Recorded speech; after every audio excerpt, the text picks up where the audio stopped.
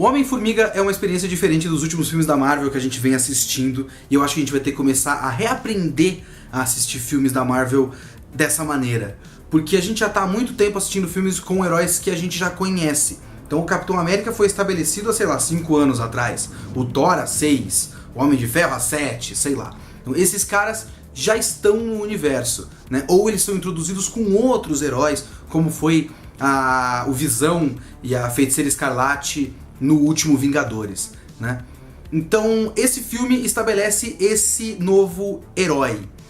E ele precisou de um certo tempo para virar um filme da Marvel mesmo, né? Quando eu digo dentro do próprio filme, ele demora um tempo para virar um próprio filme da Marvel.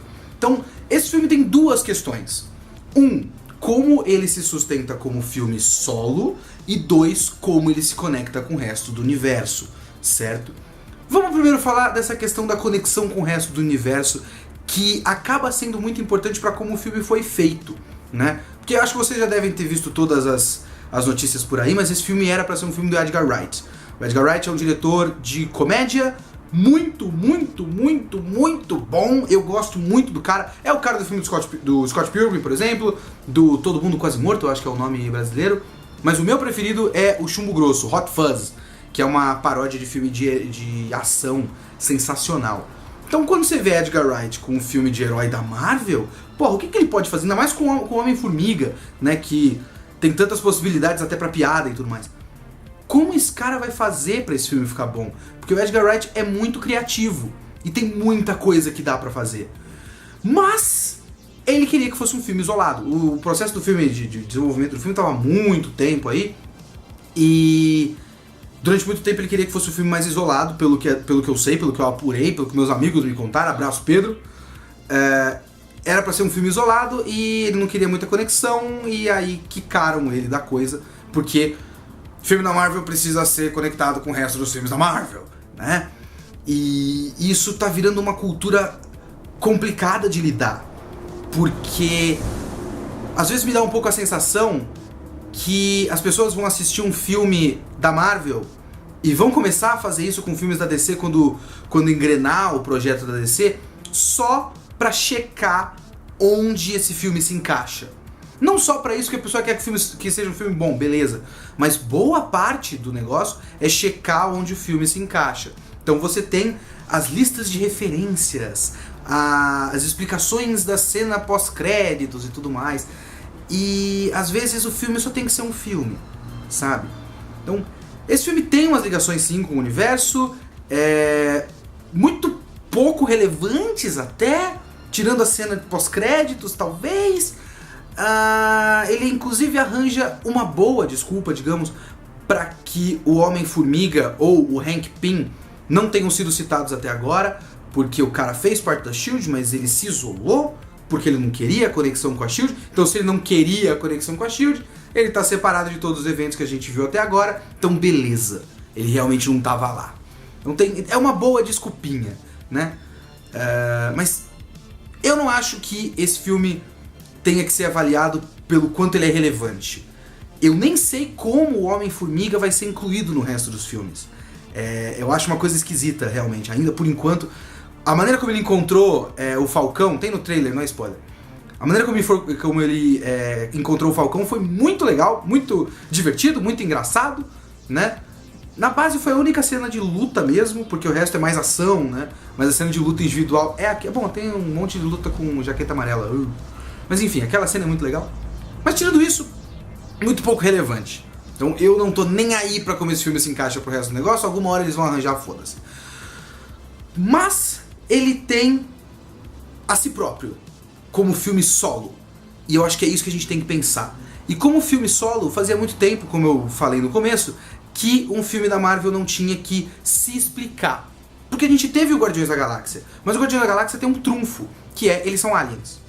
Então é tipo mutantes. Eu não tenho que explicar como o Homem de Gelo ganhou poderes de gelo. É o DNA do cara, o cara tem isso, ponto.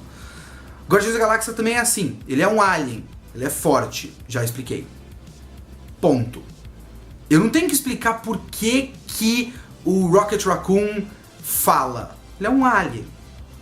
Se fosse na Terra, a gente teria que ter toda uma cena de como o cara da Oscorp, agora que tem o Homem-Aranha, a Oscorp tava fazendo experimentos com animais, e um desses animais acabou criando uma mente própria, e é o Rocket Raccoon.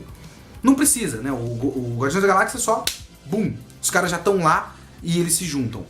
A jornada que a gente tem no começo do filme é a jornada para que esses caras se juntem e formem um grupo. Mas você não precisa explicar quem são eles. Então todo o filme é feito na dinâmica desses caras. Boa parte do começo até o meio do Homem-Formiga é expositivo. É a explicação, além dos próprios personagens, da interação dos personagens, boa parte do filme é um arco de treinamento de shonen, de porrada. Então você tem uma longa explicação de como esse cara vai usar os poderes e um treinamento, ele faz isso, ele faz aquilo, ele tem uma missãozinha teste que ele luta com o Falcão e tudo mais. E esse trecho, por mais que seja interessante, ele se arrasta um pouco. Porque, como o cara ainda não sabe exatamente como usar os poderes, ele não é muito criativo. Então, o cara diminui e aumenta. E você tem ali os seus pedacinhos de drama, como, por exemplo, a questão da filha do Hank Pym, e o que ela acha do próprio pai, e a história da mãe dela, que, enfim, não vou dar spoiler quanto a isso. Então, por mais que seja interessante, ainda não são personagens que a gente se importa muito.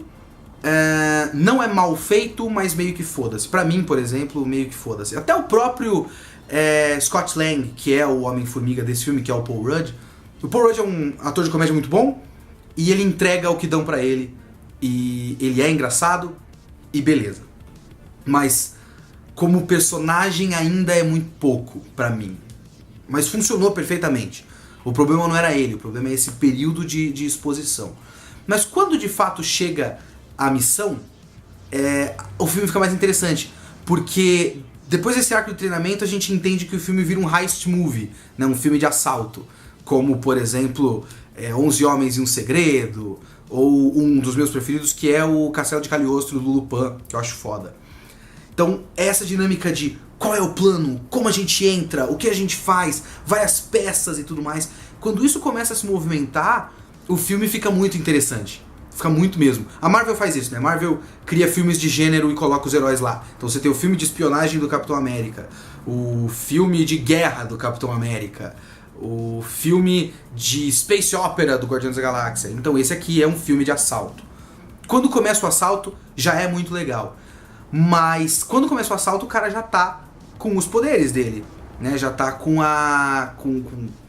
ele já se especializou em usar os poderes de Homem-Formiga. E aí é que o filme brilha, porque ele começa a ser criativo, ele começa a brincar com o tamanho e com a dinâmica da diferença de tamanho entre as coisas, e onde ele pode ir, e os lugares que ele pode acessar. Tem um trecho, por exemplo, que ele aciona sem querer dentro de uma bolsa, ele aciona o som do iPhone e começa a tocar uma música que tem a ver com o que está acontecendo ali, que é ativado pelo que o cara falou.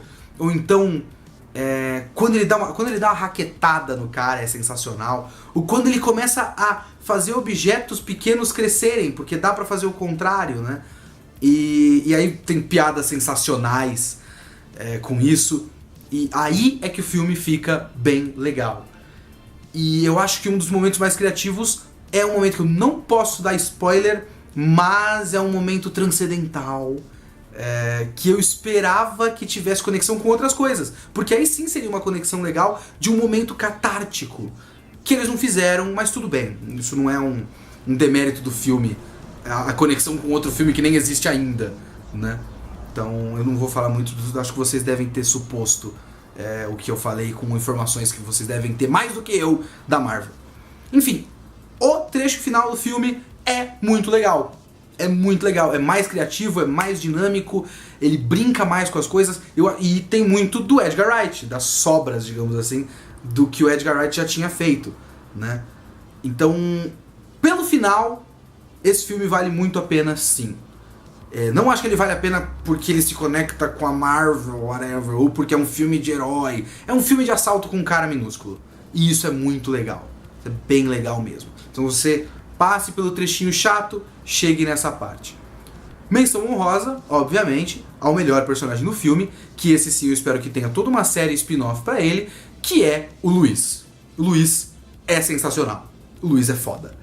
A edição, e é isso. Quando o filme brinca, é que ele fica bom. Quando o filme enlouquece. Não pessoas paradas fazendo um diálogo e depois porrada e soco na cara. É quando o filme enlouquece. As partes do Luiz são as partes mais criativas do filme. E não tem absolutamente nada a ver com o fato do cara ser o herói.